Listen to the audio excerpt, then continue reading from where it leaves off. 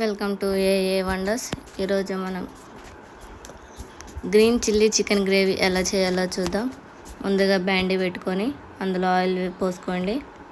బిర్యానీ ఆకులు 2, బిర్యానీ మసాలాలు వేసుకొని మీడియం సైజ్ సన్నగా చాప్ చేసిన ఆనియన్స్, కొత్తిమీర, పుదీనా, పచ్చిమిర్చి వేసుకోండి. వాటిని మంచి గోల్డెన్ రంగులో వచ్చే వరకు వేయించుకోండి. ఫ్లేమ్ ఎప్పుడు మీడియం ఫ్లేమ్లోనే ఉంచాలి. కొద్దిసేపు మూత పెట్టి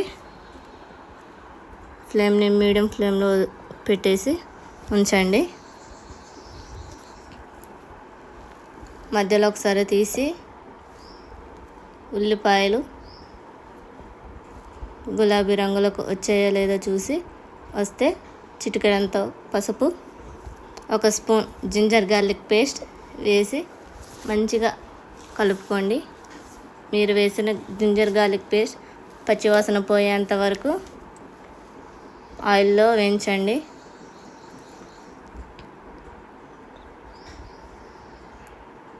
తర్వాత కడిగి పెట్టుకున్న చికెన్ వేసి మంచిగా కలుపుకోండి.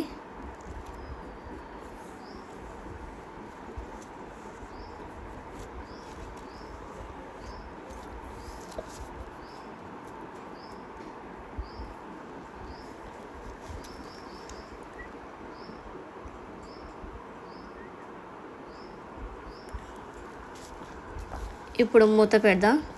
మూత పెట్టి ఫ్లేమ్ని మీడియం ఫ్లేమ్లో పెట్టండి. హై ఫ్లేమ్లో పెడితే మాడిపోతుంది. మూత పెట్టిన కొద్దిసేపటి మళ్ళీ తీసి ఒకసారి కలుపుతూ ఉండాలి, లేదంటే అడుగంటుకుపోతుంది.